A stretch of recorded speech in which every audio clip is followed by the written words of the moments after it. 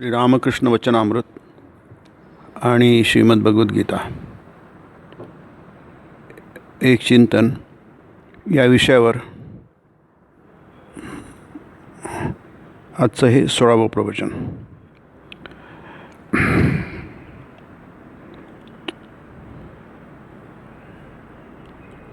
प्रथम 4 अध्याय श्रीरामकृष्ण वचनामृताचे हा एक संपूर्ण विषय आहे,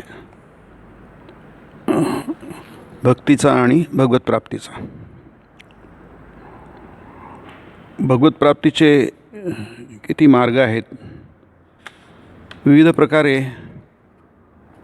भगवंताला आळवता येतं, त्याच्याजवळ जाता येतं. याचं विवेचन आपण या 4 अध्यायात बघत आहोत. कारण सुंदर शब्द आपल्या भगवंताच्या सृष्टीत सगळेच प्रकार असतात. ही सृष्टी वैविध्याने नटलेली आहे आणि जसं सृष्टीमध्ये पशु पक्षी वृक्ष हे विविध प्रकारचे असतात,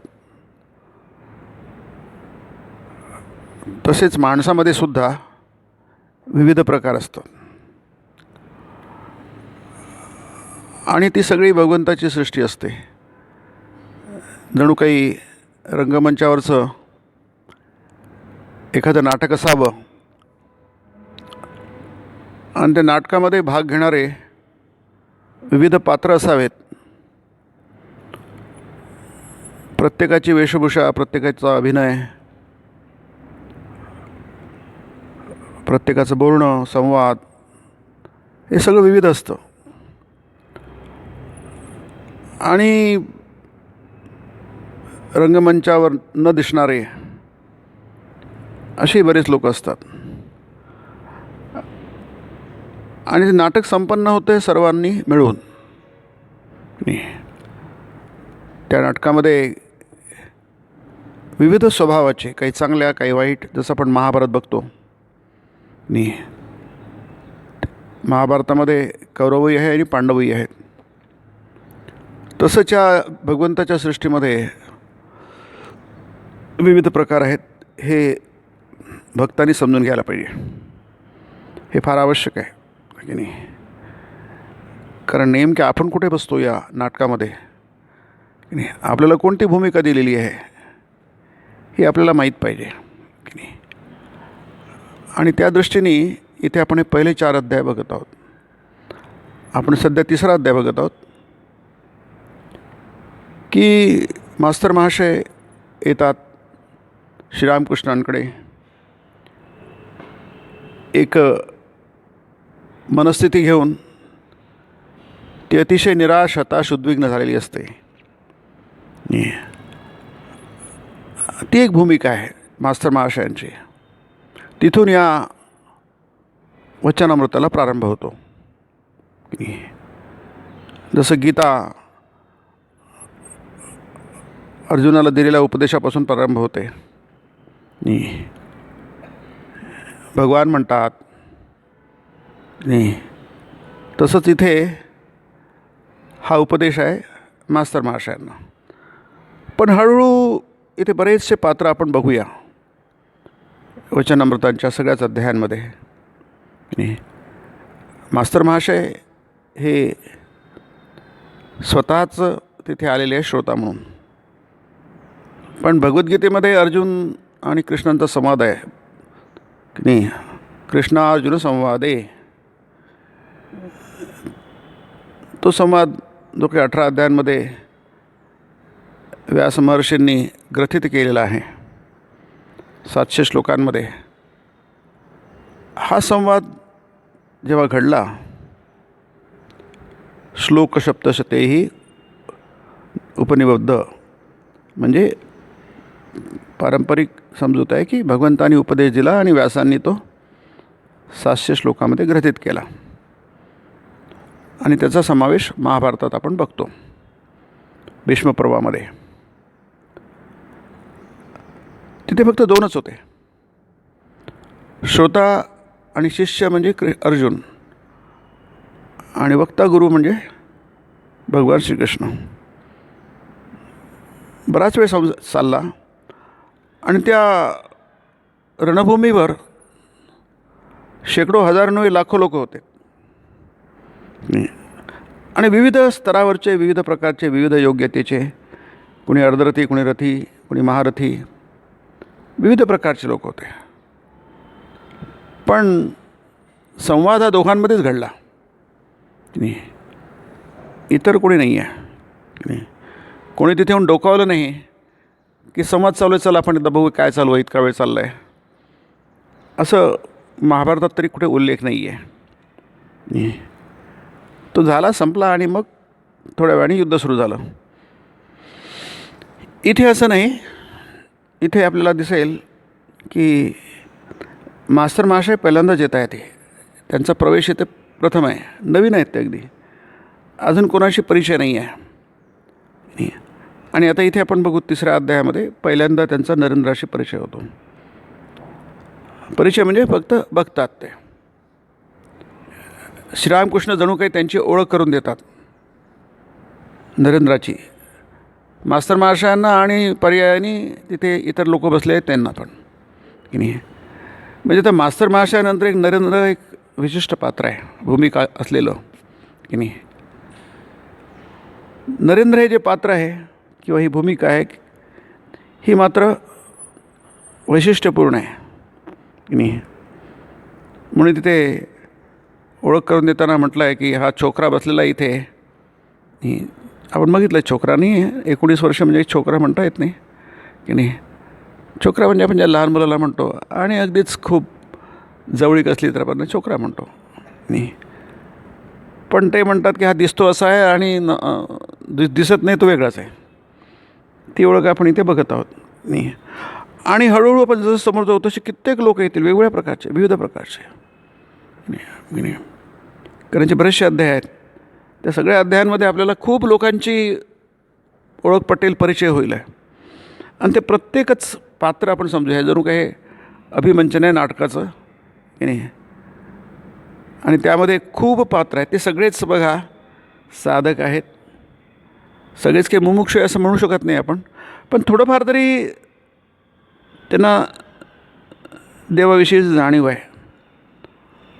म्हणून एकदा का होईना आपण या परमहंसांचं दर्शन घ्यावं. त्यांचं नाव आहे, त्यांचं नाव ऐकलं आहे, जावं तिथे, कोण आहेत बघावं, एक उत्सुकता असते. असे आलेले, एकदाच आलेले, कधी न आलेले पण लोक आहेत तिथे. काही लोक सामान्य होते, काही लोक असामान्य कर्तृत्वाचे होते. पण काही लोक आलेत ते श्रीरामकृष्णांच्या व्यक्तित्वाने, त्यांच्या ईश्वरभक्तीने, त्यांच्या त्याग तपस्येने, वैराग्याने भारावून गेलेत. आणि ते आलेत आणि मग येतच राहिलेत. आणि तसं स्वामीजी म्हणतात, जन्मोजन्मीचा आम्ही तुमचा दास आहे, की नाही. आणि ते मग त्यांचेच होऊन गेले असं म्हणता येऊ शकतं. असे काही व्यक्ती आहे इथे की त्यांचं वेगळं अस्तित्व जाणवत नाही आपल्याला, की नाही. ते जणू रामकृष्णाचेच होऊन गेले पूर्णपणे. आणि जसे मास्तर महाशय आहेत ते आलेत आणि मग ते रामकृष्णांचीच होऊन गेले. याला म्हणतात भक्ती. नाही, भक्ती कशी उत्पन्न होते आपल्याला या संपूर्ण वचनामृतात दिसेल, की नाही. त्याची चटक लागायला पाहिजे असा एक शब्द आहे, 4थ्या अध्यायामध्ये येईल. ते चटक लागणं हा आपल्याला माहिती आहे, कोणत्या गोष्टीची चटक लागते. आणि चटक लागल्यानंतर मग आपण त्याला दुसरा चांगला शब्द आहे साहित्यातला, व्यसन लागतं, की नाही. कोणतं व्यसन लागलं की मग आपल्याला ते जन्मभर पुरतं, की नाही. आणि ते वाढत जातं. इथे अफूचं उदाहरण दिलं आहे. मोराला कोण्या एकाने 4 वाजता अफू खाऊ घातली, त्याला चटक लागली आणि बरोबर दुसऱ्या दिवशी पुन्हा तो अफू खायला हजर झाला. याला म्हणतात भक्ती, की नाही. एकदा आपल्याला ती लागली आणि तो संस्कार पाहिजे, की नाही. आपल्याला दिसतं की मास्तर महाशयांमध्ये तो संस्कार आहे म्हणून त्यांना चैन पडत नाही. आता दिसेल, आपण बघूया ते. ते म्हणतात घरी जातो आहे पण सतत तेच विचार घोळत असतं की नाही, घरचे विचार घोळत नाही, हेच विचार पुन्हा केव्हा एकदा जाईल असं होऊन जातं. त्याला म्हणतात सटक की नाही. कोणतंही व्यसन त्याची हुक्की आली तर आपल्याला जसं चहासुद्धा अगदी नेहमीची गोष्ट आहे. वेळ झाली की आपल्याला चहा नसला तर काही जमत नाही, मिळालंच पाहिजे, त्याला चटक म्हणतात नाही. तशी भक्तीची चटक, देवाची आवड ही निर्माण झाली ते अतिशय कठीण आहे की नाही. म्हणून ते सुरुवातीचा जो श्लोक आहे ना रासपंचाध्यायीमधला, त्याच्यामध्ये सुंदर शब्द आहे श्रवणमंगलम की नाही. हे श्रवणमंगलम आहे, कानाला खूप आवडणं की नाही. मंगल गोष्टी आपल्याला आवडतात, चांगलं संगीत आवडतं ते मंगल म्हणतो आपण की नाही. मंगल गीतं आपल्याला आवडतात की नाही. ते खूप कानाला गोड वाटतं, आपल्या मनाला शांत करतं की नाही, आनंद देतं. म्हणजे त्याच्यामध्ये कथामृतम श्रवणमंगलम, अमृत आहे, फार गोड आहे, मुक्तिदायक आहे आणि श्रवणमंगल पण आहे की आपल्याला ऐकायलासुद्धा खूप आवडतं, आपलं मन खूप चांगलं करतं, शांत करतं. म्हणजे ते आता नरेंद्रांची इथे ओळख करून दिली जात आहे आणि विशिष्ट पद्धतीने त्यांची ओळख होते. पहिल्यांदाच आहे बरं नरेंद्राचा उल्लेख इथे प्रथम येतो आहे.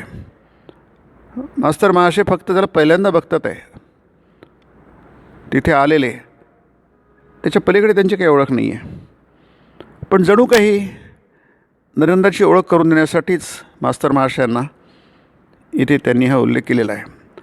आणि नंतर मग आता चौथ्या अध्यायात येतील की त्यांची ओळख होते. मास्तर महाशय ठाकूर म्हणतात की यांची ओळख करून घ्या, हा कोण आहे मुलगा वगैरे, थोडीशी ओळख करून घेतात मास्टर महाशयानंतर. पण श्रीरामकृष्णांनी स्वतः ओळख करून दिलेली आहे ती मात्र पूर्णपणे वैशिष्ट्यपूर्ण आहे. आणि जणू काय याचा उल्लेख या वचनामृतात आलेला आहे की नाही.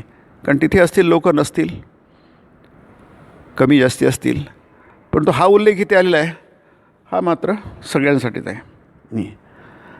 नरेंद्रांचा उल्लेख आहे. एक कोणी युवक XYZ श्रीरामकृष्णांकडे असे अध्यात्माविषयी आकर्षण असलेले युवक येत असत. असं नव्हे की युवकांना आकर्षण नसतं, काही काहींना असतं ते, पण ते फार कमी असतात की नाही. बहुतेक वय झाल्यानंतर आपण इकडे वळतो, या मार्गाकडे वळतो, पण सगळेच कुठे वळतात, त्यातले फारच कमी वळतात की नाही. याचं कारण तेच आहे, जसे युवक वळत नाहीत तसे मोठे लोक वळत नाहीत. आणि जे युवक वळतात, लहान वळतात, मोठे वळतात, ते फक्त एकाच कारणाने वळतात की त्यांच्यामध्ये काहीतरी हा भक्तीचा संस्कार असतो. जनानाम पुण्यकर्मणाम, गेल्या अनेक जन्मांमध्ये काहीतरी त्यांनी शुभ कार्य केलेलं असतं, शुभ कर्म केलेलं असतं, देवाची भक्ती केलेली असते, देवाचं नाव घेतलेलं असतं वगैरे वगैरे. आणि त्यामुळे या जन्मामध्ये तो संस्कार बळावतो लहानपणापासून. आता ते इथे आपल्याला कळेल की नाही. श्रीरामकृष्ण सांगतील आपल्याला की ते म्हणून सतत प्रयत्न करत राहायला पाहिजे नाही. मग माणसाच्या मनामध्ये ते ईश्वरप्रेम निर्माण होतं. सर्वदा सत्संग आणि भक्तांमध्ये मिसळायला हवं. आपण असं बघितलं भक्ती कशी निर्माण होईल आहे, आपलं चित्त ईश्वराकडे कसं वळेल, त्याचे जे उपाय आहेत ते त्यांनी सांगितलेले आहेत की नाही. मग तो साप आहे, तो गुरुमंत्र दिलेला असतो, तू या नावाचा जप कर म्हणजे दोन होतील आहे. तुझ्यातली जी हिंसावृत्ती आहे की नाही, म्हणजे जो विकार आहे क्रोधाचा, हा नष्ट होईल. दुसरं म्हणजे तुला ईश्वराचं दर्शन होईल की नाही. हे दोन्ही गोष्टी खूप महान आहेत. म्हणजे काय की गुरुचं त्याला सहाय्य मिळालं, मदत मिळाली. तर ध्रुवाला आहे, प्रल्हादाला आहे, नारदांनी त्याला सांगितलं असं असं कर की नाही. आणि नारदांच्या कृपेमुळे प्रल्हाद अतिशय कमी वयाचा असताना, किंवा असं म्हणतात भागवतामध्ये उल्लेख आहे की तो आईच्या गर्भात असताना, कयाधूच्या गर्भात असताना जेव्हा नारद उपदेश देत असत, ते त्या गर्भामध्ये जो आहे शिशु आहे त्याला उद्देशून देत असत. नाही, कारण कयाधू ऐकते आहे, पण तिला किती समजतं आहे, तिला किती त्याची धारणा होते आहे, किंवा त्याचं महत्त्व काय आहे हे तिला किती कळत आहे हे सांगता येत नाही. आणि नारद त्याचा विचार पण करत नाही. नारद त्या गर्भामध्ये जो शिशु आहे त्याला अर्भक आहे, त्याला उद्देशून ते उपदेश देत आहेत असं भागवत म्हणत आहे. म्हणून आता आपण बघूया इकडे की हे जे आहे जणू काही नरेंद्रासाठी सगळं काही आहे की नाही. आणि मग मास्तर महाशय असतात, इतर बरेच जण असतात, त्या सगळ्यांना उद्देशून काही त्या व्यक्तीला असतात आणि काही व्यक्तीला धरून सर्वसामान्यांसाठी असतं की नाही.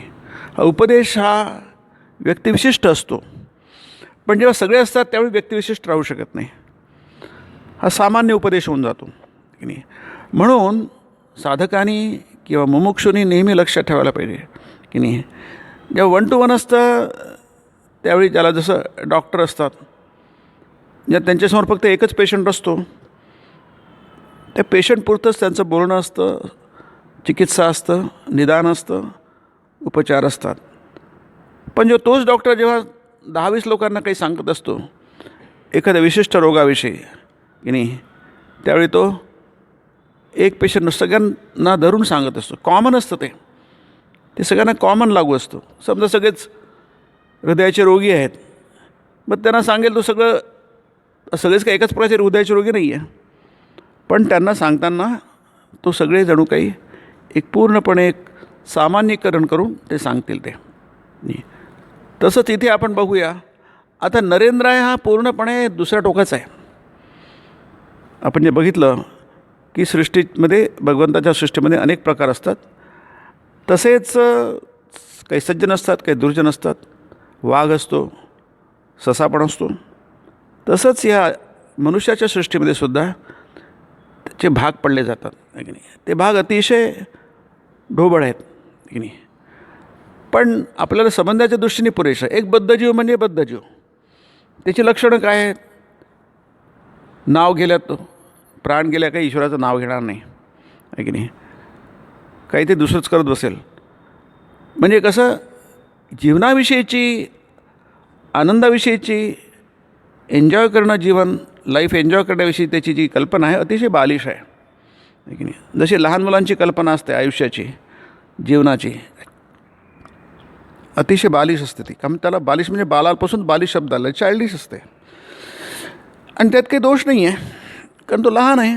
त्याच्या कल्पना जीवनाविषयीच्या, त्याला खेळायला मिळालं, खायला मिळालं, चॉकलेट मिळालं, अमुक मिळालं, बस त्याच्यात तो खुश असतो नेहमी. मित्र मिळाले त्याच्या वयाचे, खूप आनंदी असतो तो, उड्या मारतो वगैरे आहे की नाही. आणि ते करेक्ट आहे की नाही, त्यात काहीच चूक नाही आहे. तसंच मोठ्या माणसांच्या कल्पनासुद्धा जीवनाविषयीच्या थोड्याशा पॉलिश केलेल्या असतात, संस्कृत केलेल्या असतात, पण ते बालासारखंच असतात, बालिशच असतात की नाही, अतिशय बालिश असतात. पण हे शास्त्र किंवा अध्यात्माला अरे ते फारच पोरकट आहे की नाही, थोडेसे मोठे व्हा की नाही. आपल्याला जसं वय वाढतं तसं आपलं समज पण वाढायला पाहिजे ना की नाही. म्हणून विवेकाची आवश्यकता असते. विवेक आणि वैराग्य लहान मुलांमध्ये कसं दिसणार की नाही, ती फार छोटी असतात. प्रल्हाद सोडून द्या, ध्रुव तर 5 वर्षाचा होता आणि प्रल्हाद फारच छोटा होता. शंकराचार्यांनी 8 वर्षांमध्येच आपलं घर सोडलं, आईचा निरोप घेतला, गुरुच्या शोधात निघाले की नाही. आणि सगळ्यात छान उदाहरण आहे शुकदेवांचं की नाही. म्हणून श्रीरामकृष्ण नरेंद्राला धरून, हा माझा शुक आहे, यम प्रव्रजंत अनुपेत मपेत कृत्यम, फार सुंदर श्लोक आहे तो नाही, ज्याचा उल्लेख आपल्याला लीला प्रसंगामध्ये स्वामी शारदानंद महाराजांनी शुकाचं उदाहरण फार सुंदर दिलं आहे तिथे. म्हणून श्रीराम, दिस इज इन्फॅन्ट टेरिबल आहे की नाही. जगाची काही परवाच नाही आहे, जगापासून पूर्णपणे वेगळं आहे की नाही. जगात आहे पण जगाचा काही संबंध नाही आहे की नाही. पार्थिवता काहीच नाही आहे. लौकिकता काहीच नाही आहे की नाही, संसारित्व काहीच नाही आहे, अशी उदाहरणं पाहिजेत ना की नाही. अशी उदाहरणं नुसतं जरी ऐकलं त्यालाच म्हटलं आहे श्रवणमंगलम.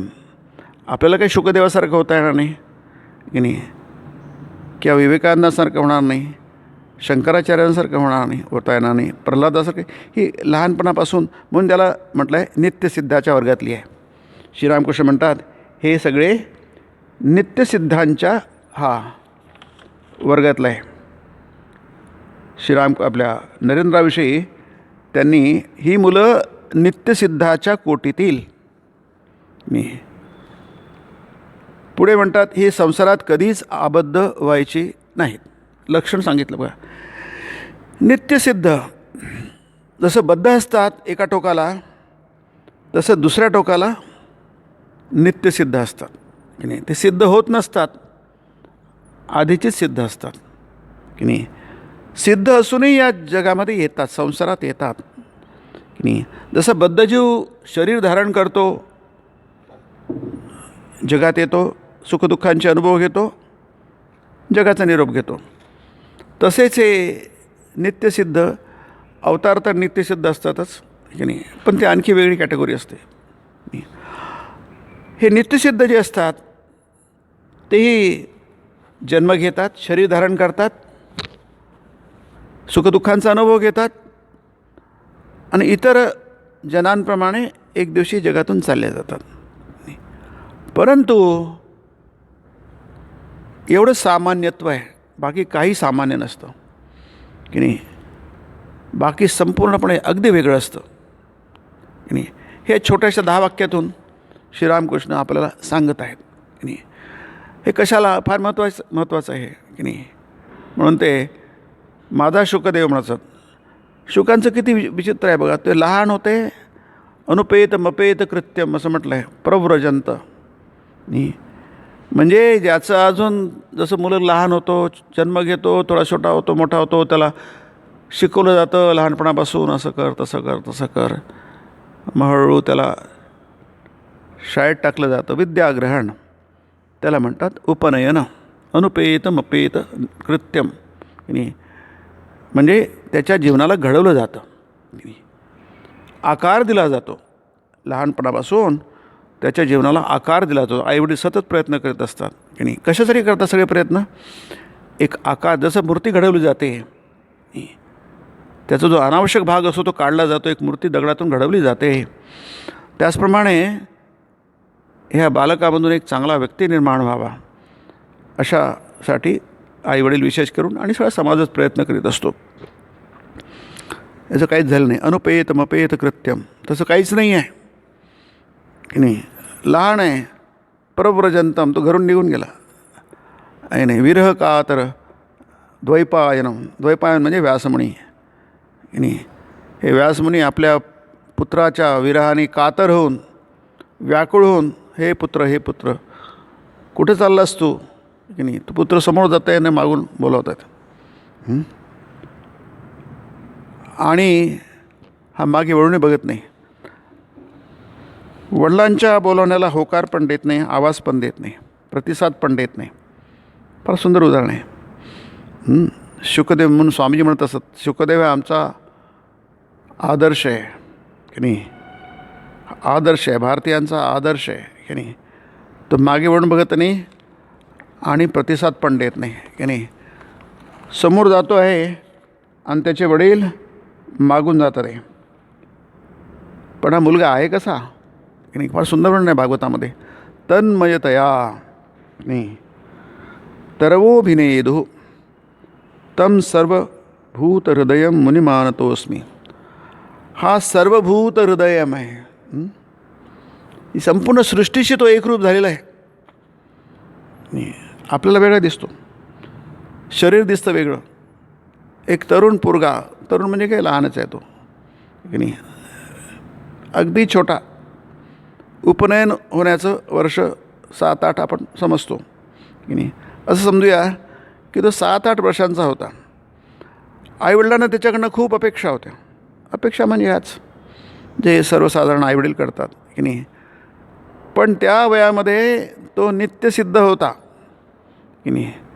आणि नित्यसिद्ध असा होता तो निघाला. परमव्रज तम यम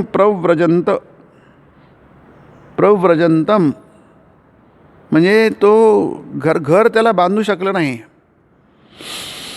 चार भिंती त्याला बांधू शकल्या नाही की नाही. तो त्यातून बाहेर पडला.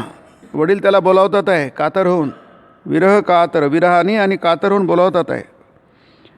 त्याचं लक्ष नाही आहे, वडिलांकडे लक्ष नाही आणि घराकडे लक्ष नाही आहे आणि कशाकडे लक्ष नाही.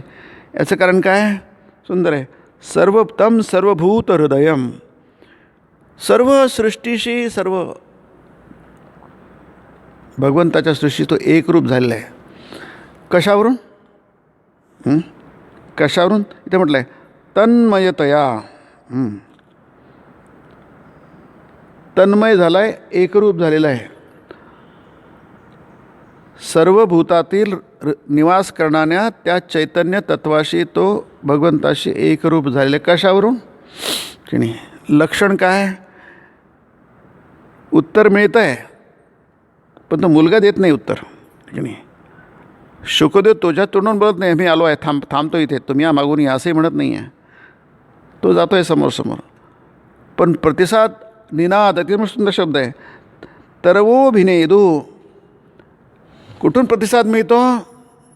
त्या आसमंतातून मिळतो, सृष्टीतून मिळतो. झाडं उत्तर देतात, ते उत्तर देतो की नाही. सगळी सृष्टी उत्तर देते कारण तो सर्वभूत हृदयम की नाही.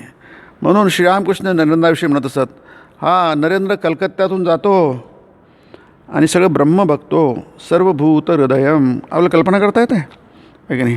कारण आपल्या बाबतीत तसं काहीच नाही आहे की नाही.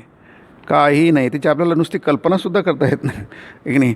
पण आपण नुसती जरी कल्पना केली, नुसतं जरी ऐकलं तर ते श्रवणमंगलम, तुमचं चित्त शुद्ध करणार आहे की नाही. म्हणून कथामृतम याचं महत्त्वच हे आहे. म्हणून दोनच गोष्टी सांगितल्या जातात की नाही.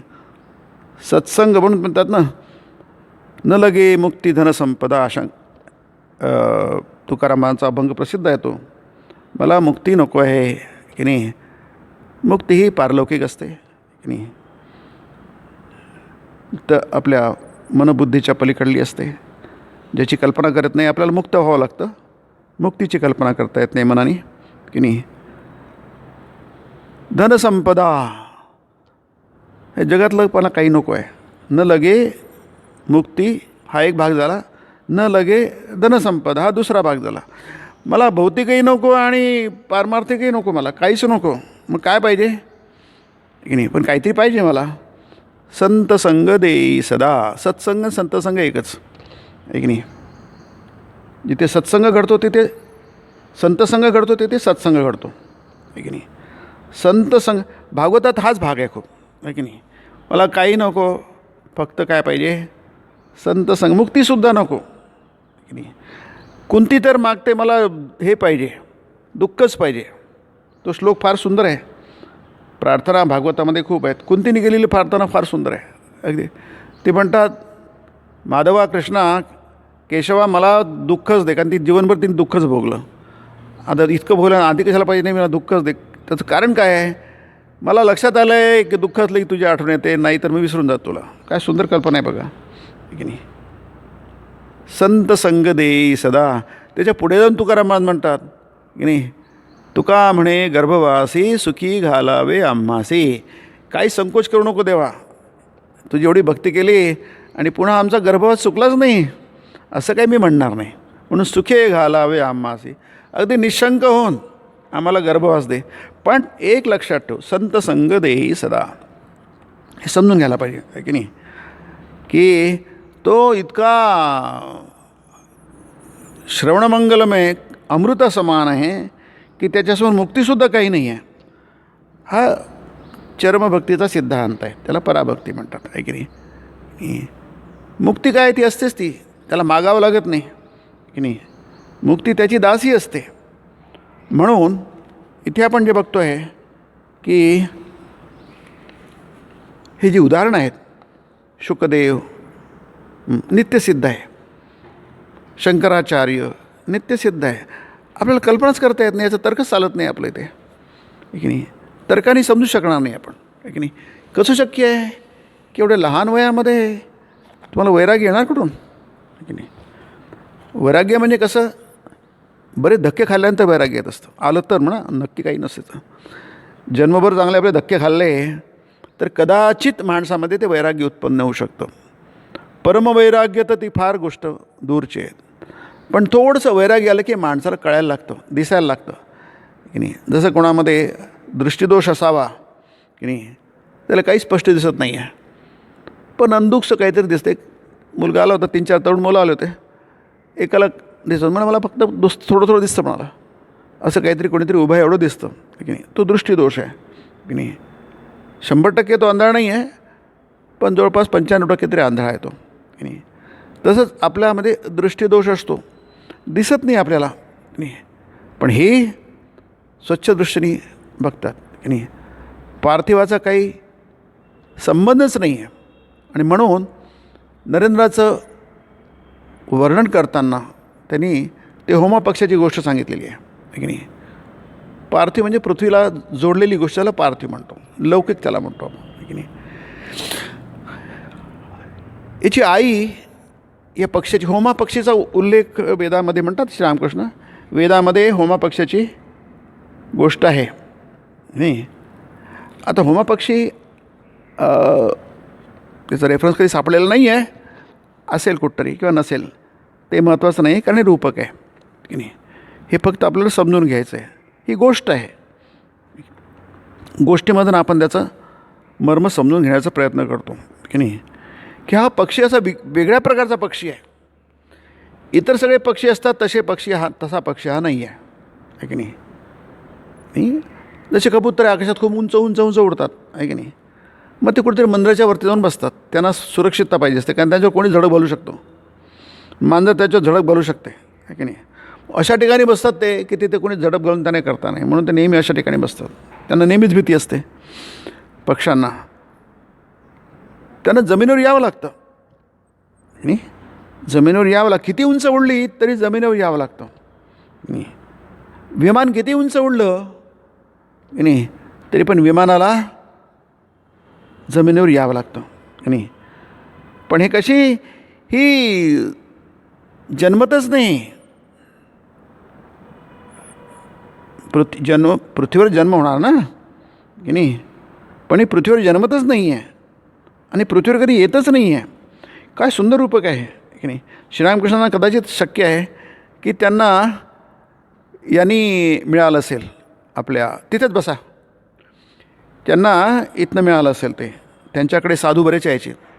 अगदी लहान असताना श्रीरामकृष्ण कामारपूरलासुद्धा ते साधू यायचे. आणि त्यांच्या दक्षिणेश्वरला असतानासुद्धा त्यांच्या खोलीत नेहमीच ते चालायचं, ब्रह्मचर्चा चालायची. लीलाप्रसंगामध्ये त्याचा उल्लेख खूप आहे नाही की जो ब्रह्माचं वर्णन आहे, सच्चिदानंद किंवा सच्चित सुखस्वरूप, खूप डिटेलमध्ये दिलेल्या प्रसंगामध्ये श्रीरामकृष्णांच्या खोलीमध्ये कशाप्रकारे चर्चा होत असे. तर तिथून कुठून त्यांना ती कथा मिळालेली असेल होमायची, पण ती श्रीरामकृष्ण इथे वापरलेली आहे. आकाशात खूप उंच उंच जागी हा पक्षी राहत असतो. आता राहत असतो म्हणजे राहायला काहीतरी आधार पाहिजे ना की नाही. हा राहत असतो पण आधार काहीच नाही तिथे. आधार म्हणजे तिथे कुठलाही पार्थिवता कुठे नाही आहे की नाही. असं काहीच नाही आहे जिथं तो टिकेल. मादी तिथे आकाशातच अंडी घालते, अंडे बाहेर त्याच पडू लागते. उंचावर आहे, किती उंचावर आहे आपलं कल्पनाच करू शकत नाही, कारण खाली पडते ती. परंतु ती जागा इतक्या काही उंचीवर असते की अंडे बरेच दिवस पडतच राहते. म्हणजे उबवलं जातं ते. पडता पडता उबून शेवटी ते फुटते. आता फुटते कुठे, आकाशातच फुटते, जमिनीवर नाही. जमिनीचा काही संबंधच नाही बघा. त्यातून ते पिलू बाहेर पडून तेही खाली पडू लागते. तिथेच अंड निर्माण झालं, तिथेच पडलं, उबवलं, खाली पडलं, तिथूनच पक्षी बाहेर आला. पक्षी खाली पडायला लागला आहे, तो छोटा पक्षी. आणि येता येता त्याचे डोळे उघडतात. खाली पडता पडता त्याचे डोळे उघडतात आणि त्याला पंखही फुटतात की नाही. आता हे सगळं कसं आकाशात चाललेलं आहे, इथपर्यंत जी प्रक्रिया आकाश चालली आहे, हे सगळं जमिनीवर घडत असतं इतरांच्या बाबतीमध्ये. या सगळ्या गोष्टी इतरांच्या बाबतीमध्ये जमिनीवर घडतात. फरक आहे की यांच्या बाबतीमध्ये मात्र ते आकाशात घडत आहे की नाही. त्यामुळे त्याला नित्यसिद्ध म्हटलेलं आहे की नाही. नित्यसिद्ध म्हणजे ते जमिनीवरून त्यांचं काहीच होत नाही आहे, ते आधीचंच सगळं चाललं आहे, आकाशातच चाललं आहे. फक्त ते जणू काही त्यांचं, म्हणून ते शंकराचार्य गीतेमध्ये म्हणतात जात वा नैव आहे की नाही, जात इव की नाही. जणू काही त्यांचा जन्म होतो आहे की नाही. देहानुग्रह कुर्वनिव, जणू काही त्यांना देहप्राप्ती झाली आहे, देह त्यांना मिळतो आहे, पण तो खरा देह नव्हे आणि खरा तो जन्म पण नव्हे की नाही.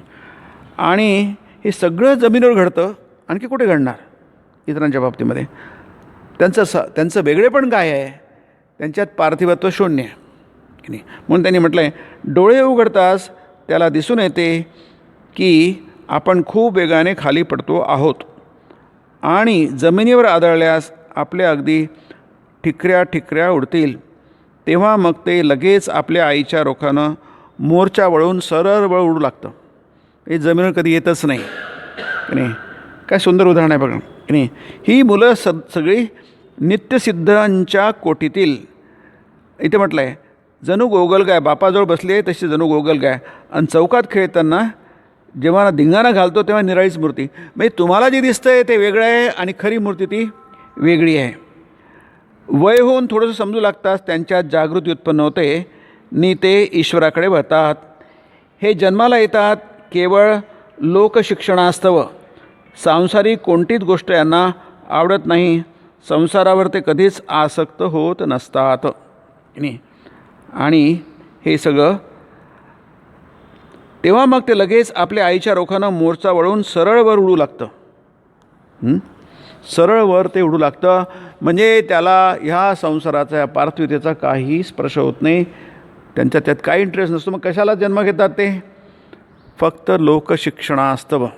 जे जमिनीवर आहेत त्यांना वर उडायला शिकवण्यासाठी की नाही.